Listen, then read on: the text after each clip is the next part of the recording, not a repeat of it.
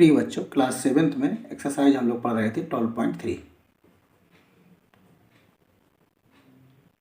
ठीक है, ये 12.3 एक्सरसाइज पढ़ रहे थे जिसमें हम अलजेब्रिक एक्सप्रेशंस की वैल्यू फाइंड कर रहे थे। वेरिएबल्स की वैल्यू दी गई थी। तो क्वेश्चन नंबर 6 तक कंप्लीट हो गया था। सो नेक्स्ट हम लोग पढ़ेंगे आगे क्वेश्चन नंबर 7 से। Question number 7 from exercise 12.3। 6 तक हम लोगों ने कंप्लीट इसको पढ़ लिया था, जिसमें हम अलजेब्रिक एक्सप्रेशंस को वैल्यू को फाइंड कर रहे थे। So question number 7 is simplify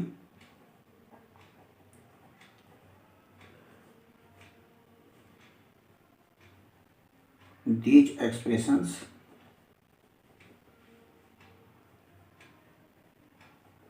and find their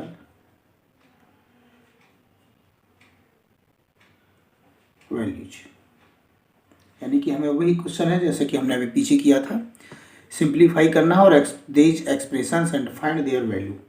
ठीक है, वैल्यू फाइंड करनी है। आपको वैल्यू दी गई है वेरिएबल्स की, x = 3, a = -1 and b = -2। Okay, x की वैल्यू दी गई है, a की वैल्यू दी गई है, b की वैल्यू दी गई है, और आपको क्या करना है, जो एक्सप्रेशंस दी जाएगी उसकी वैल्यू आपको फाइंड करनी है। So first question is 3x - 5 - x + 9।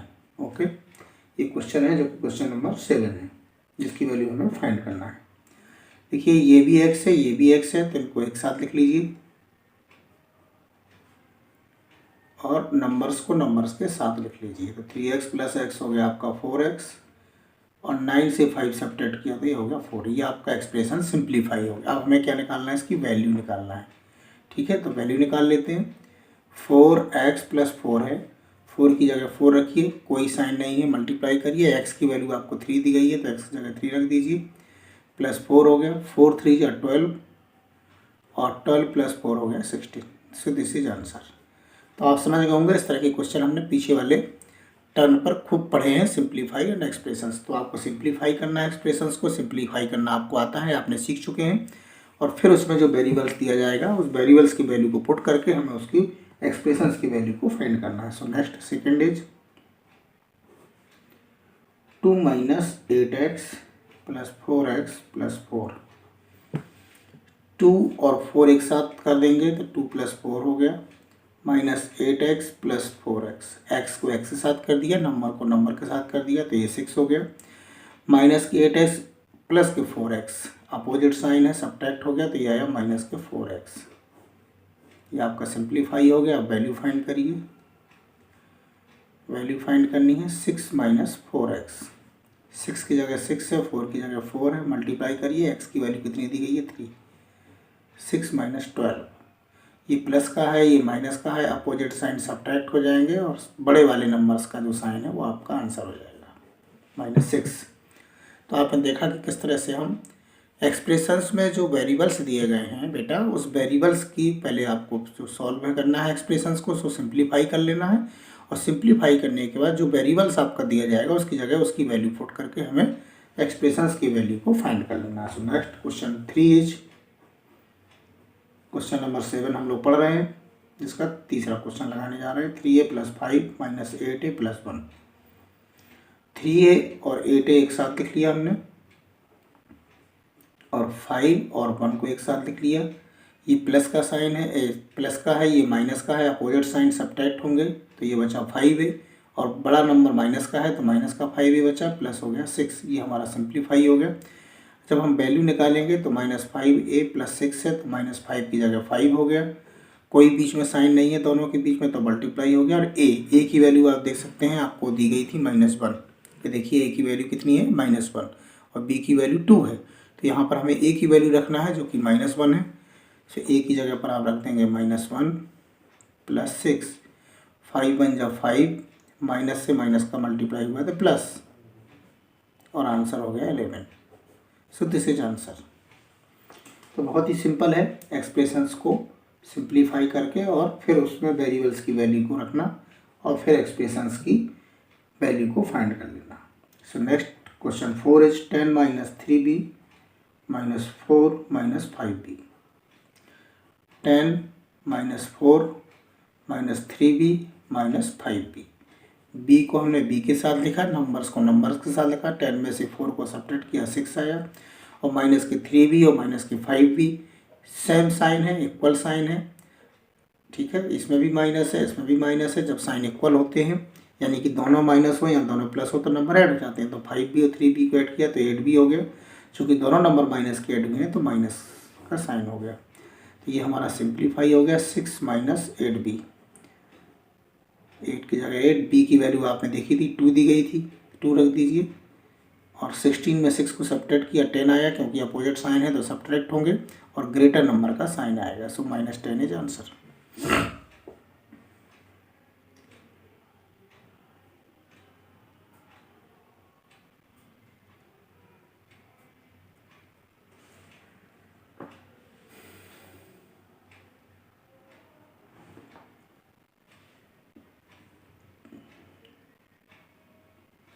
चलिए आगे चलते हैं।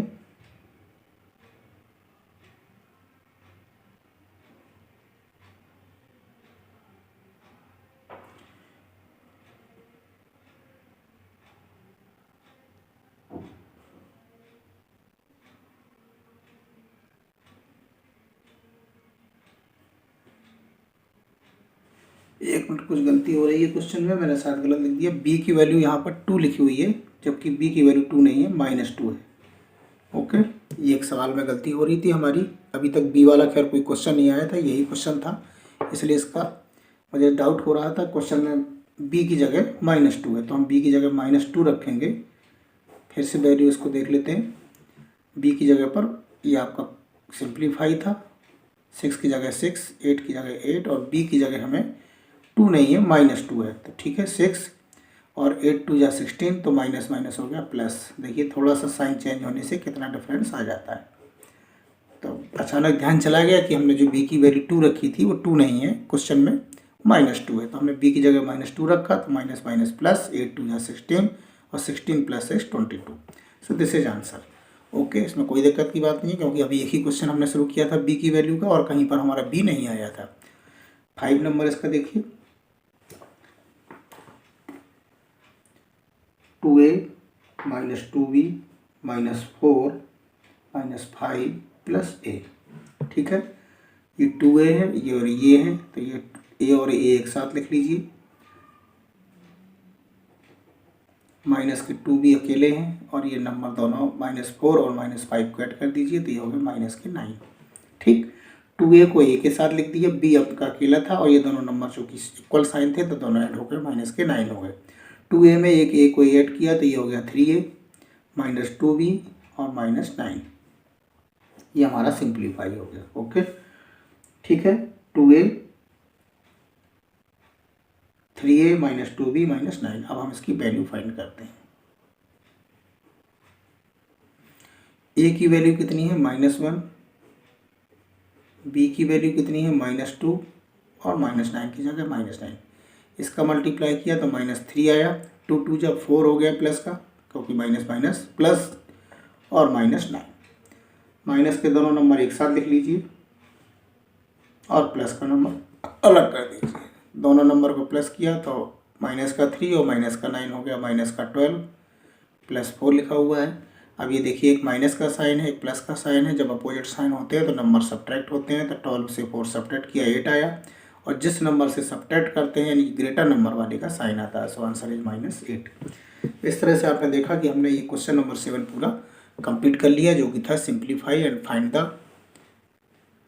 Find these value. तो x की वैल्यू दी गई थी 3, a की वैल्यू दी गई थी -1 और b की वैल्यू जो हम 2 लिखे थे वो -2 है। तो जहाँ जहाँ b आएगा वहाँ हमने फिर -2 करना है, और वो दो जगह हमने देखना, ये -2 आया और यहाँ पर भी b की वैल्यू आपकी -2 रखी गई है। ओके, ठीक है, तो इससे ये देखिए b की वैल्यू -2 रखी गई है। तो इस तरह से हमने ये क्वेश्चन पूरा कंप्लीट किया और एक्सप्रेशंस को सॉल्व किया। नेक्स्ट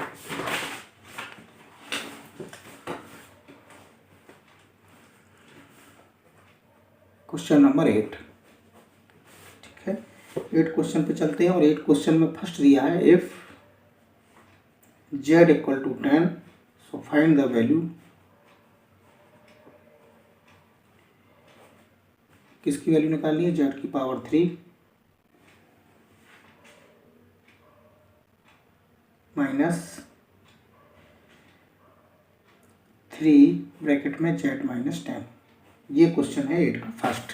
ओके, पहला क्वेश्चन है, इसकी हमें वैल्यू फाइंड करनी है। z की वैल्यू क्या दी गई है? 10 दी गई है। तो सबसे पहले हम इसको सॉल्व करते हैं। z की पावर 3 का मल्टीप्लाई किया तो 3z, माइनस का माइनस से किया तो प्लस, और 10 का 3 से किया तो 30। हमने ब्रैकेट को ओपन कर दिया। ठीक है, तो उसके पहले जो -3 था उसका z से मल्टीप्लाई हो गया और -3 का -10 से मल्टीप्लाई हो गया। अब हम इसकी वैल्यू रखते हैं। z की वैल्यू क्या दी गई है? 10। तो देखिए z की जगह हमने 10 रखा। ये देखिए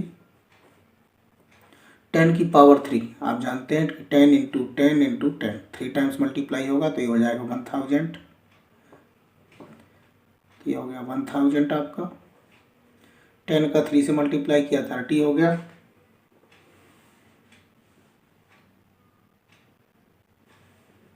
और ये प्लस का 30 है। ठीक है, तो प्लस के 30 से माइनस का 30, 30 में 30 गया 0 हो गया, आंसर आया 1000। ये क्वेश्चन नंबर 8 का फर्स्ट पार्ट था। आप सेकंड पार्ट देखिए। क्वेश्चन नंबर 8 का वो लिखा हुआ है, इफ p इक्वल टू -10। ठीक है, p की वैल्यू -10 है तो find the value of,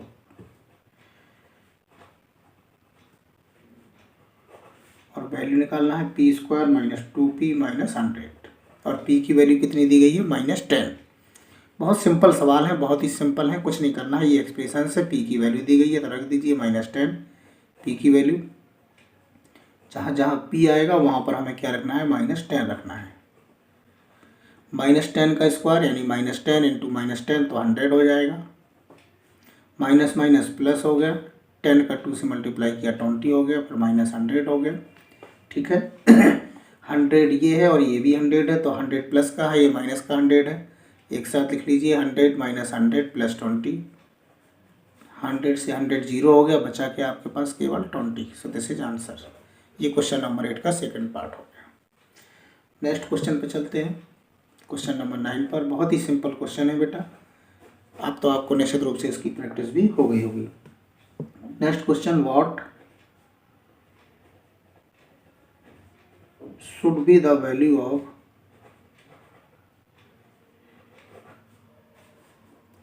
2x² plus x minus a equals to 5 when x equal to 0। ये एक क्वेश्चन है, बहुत ही अच्छा क्वेश्चन है। लिखा हुआ है कि when x equal to 0। देखिए x की वैल्यू क्या दी गई है? 0 दी गई है आपको। ठीक है, और what should be the value, should be यानी वैल्यू क्या होगी किसकी? क्वेश्चन आपका है 2x² plus x minus a, और आगे लिखा हुआ है इक्वल है किसके? 5 के, तो आप इक्वल कर दीजिए किसके? 5 के। ठीक है, और x की वैल्यू क्या दी गई है? 0, और फिर आपको वैल्यू फाइंड करनी है। ठीक है, निकालते हैं इसकी वैल्यू। 2x की वैल्यू 0 है, फिर x की वैल्यू 0 है, माइनस a इक्वल टू 5। 0 का स्क्वायर 0 होता है, 2 का 0 से मल्टीप्लाई हुआ 0 plus 0 minus a equal to 5। हमें वैल्यू किसकी फाइंड करनी है? Should be the value of a। ये a नहीं लिखा है, यहाँ लिख दीजिए क्वेश्चन में, what should be the value of a। ठीक है, if what should be the value of a की वैल्यू निकालना है। If 2x² plus x minus a equal to 5। Question समझ में आ गया होगा। What should be the value of a की वैल्यू निकालना है। यदि 2x² plus x minus a equal हैं किसके? 5 के, तो 2x² plus x minus a equal हैं 5 के, और x की वैल्यू 0 है, तो हमें किसकी वैल्यू फाइंड करनी है? a की। a का आंसर निकालना है। 0 प्लस 0 0 ही होता है, तो ये आपका आया -a इक्वल टू 5। हमें चूँकि वैल्यू a की निकालनी थी, तो ऐसी स्थिति में हम क्या करेंगे? दोनों तरफ -1 का मल्टीप्लाई कर देते हैं, क्योंकि हमें a की वैल्यू निकालना है और ये -a है, तो माइनस को ख़त्म करना है तो माइनस से मल्टीप्लाई कर देते हैं। चूँकि एक तरफ नहीं करेंगे, दोनों तरफ कर देंगे, तो माइनस माइनस हो गया प्लस, और a की वैल्यू हो गई -5। So this is answer. Okay, इस तरह से ये क्वेश्चन नंबर 9 आपका कंप्लीट हुआ। इसमें कुल क्वेश्चन नंबर 10 तक क्वेश्चन दिए गए हैं, तो लास्ट क्वेश्चन दिया जाता है, वो भी कंप्लीट कर लेते हैं। So question number 10, from exercise 12.3 जो कि लास्ट क्वेश्चन है। इसके बाद आपकी एक्सरसाइज ये कंप्लीट हो जाएगी और जो 12.4 एक्सरसाइज है उसको पढ़ना नहीं है क्योंकि वो बहुत महत्वपूर्ण नहीं है। तो 12.4 आप चाहें तो अपने मन से एक आध सवाल लगा लें, वो भी बहुत इम्पोर्टेंट एक्सरसाइज नहीं है और उसमें कुछ है नहीं, वो केवल लर्निंग और एक तरीके से एक्सपेरिमेंट एक्सरसाइज है जो आप अपने मन से कर सकते हैं उसको, तो उसमें बहुत ज़्यादा करने की आवश्यकता नहीं है। So simplify question number 10 the expressions and find its value when a equal to 5 b equal to -3। ठीक है, ये क्वेश्चन है कि simplify the expressions and find its value when a की equal to 5 b equal to -3। A और B की value दी गई है और आपको एक एक्सप्रेशंस दी गई है, उसकी वैल्यू फाइंड करनी है। सो expression is 2a² plus ab plus 3 minus ab, ये एक्सप्रेशंस है और आपको पहले इसको वैल्यू निकालना है। तो सबसे पहले हम क्या करते हैं, इसको सिंप्लीफाई कर लेते हैं। तो ये देखिए ब्रैकेट लगा हुआ है और ब्रैकेट के पहले नंबर्स है तो हम इसको पहले सॉल्व करते हैं। तो 2 का a स्क्वायर से मल्टीप्लाई किया, ये हो गया 2a², फिर 2 का ab से किया, ये हो गया 2ab प्लस 3 माइनस ab हो गया 2a² प्लस 2ab, ये भी ab है, इसको एक साथ रख लीजिए, प्लस के 3 को बाद में ले जाइए। तो ये हो गया 2a², 2ab में एक ab सब्ट्रैक्ट हो गया तो केवल 1ab बचा प्लस का, और प्लस का बचा 3।